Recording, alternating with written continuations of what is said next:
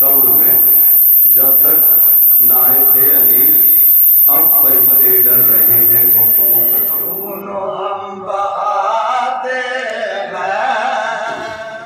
اعوذ باللہ من الشیطان الرجیم، بسم اللہ الرحمن الرحیم۔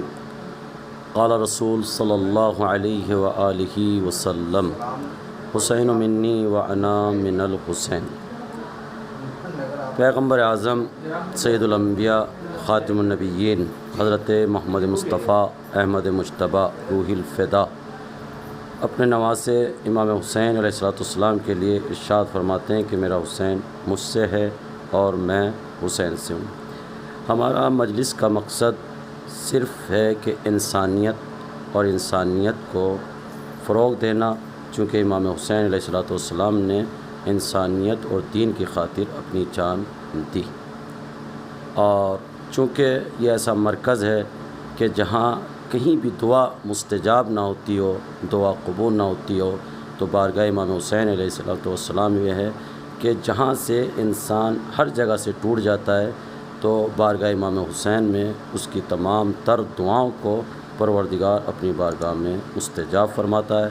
ہمارا آج کا موضوع تھا کہ دین ہماری مرضی کا نام نہیں ہے، بلکہ دین نام ہے خدا کے سامنے سر خم تسلیم کر دینے کا۔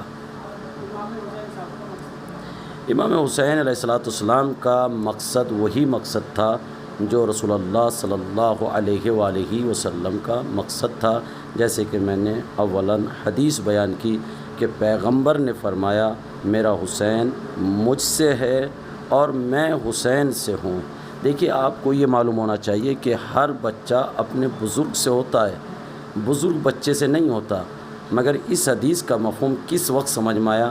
سن 61 ہجری 10 محرم عصر سے پہلے حسین نانا سے تھے، مگر سن 61 ہجری 10 محرم عصر کے بعد سے نانا نواسے سے۔ کیوں؟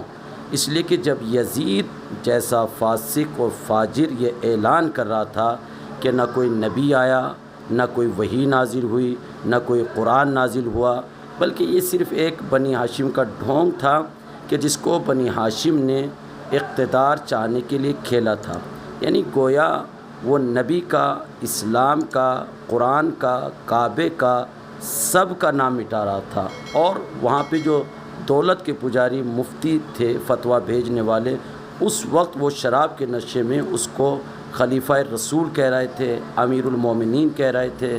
ہم اس سے بحث نہیں ہے کہ وہ بدکار تھا، یزید بدکار تھا، بدکار تو اب بھی ہیں اور پہلے بھی تھے، مگر اس کا مقصد اس طرح سے کہ حسین میرے ہاتھوں پر بیعت کر لے۔ لیکن وارے واہ حسین تیری ذات پر لاکھوں سلام، ہزاروں درود، حسین نے اپنا سر دے دیا مگر یزید کی بیعت نہیں کی۔ حسین نے مدینے کو کیوں چھوڑا تھا؟ حسین نے مدینے کو اس لیے چھوڑا تھا، میں اپنے جد کی اصلاح کے لیے نکل رہا ہوں۔ جہاں پر یزید جیسا فاسق اور فاجر جو ہے وہ دین کو مٹا رہا تھا، جو دین کا انکار کر رہا تھا، جو شریعت کا انکار کر رہا تھا، جس کے یہاں بہن اور بھائی میں کوئی فرق نہیں تھا، پھوپھی اور بھانجی میں کوئی فرق نہیں تھا، حسین نے کہا یزید سن، میں اپنے نانا کے دین کو مٹنے نہیں دوں گا۔ آپ دیکھیں کل جیسے کہ 15 اگست تھا، یوم آزادی بنایا، تو قوم کے لیڈر آئے، قوم کے اسکالر، فلاسفر، انہوں نے جگہ جگہ پہ تقریر کی۔ کیوں کی؟ اس لیے کہ انہوں نے دیش پر قربانی دی ہے، تو وہ آج جو ہے قوم کے لیڈر، اسکالر جو ہیں وہ تقریر کر رہے ہیں، اور ریڈیو اور ٹیلی ویژن پر ان کے حالات کو بیان کیا جائے، چونکہ انہوں نے دیش پر قربانی۔ تو جو دیش پر قربان ہو جائے اس کے لیے تمام اہتمام ہوتا ہے، لیکن جو دین اور انسانیت پر قربان ہو جائے تو کیا ہم اس کے لیے ماتم نہ کریں؟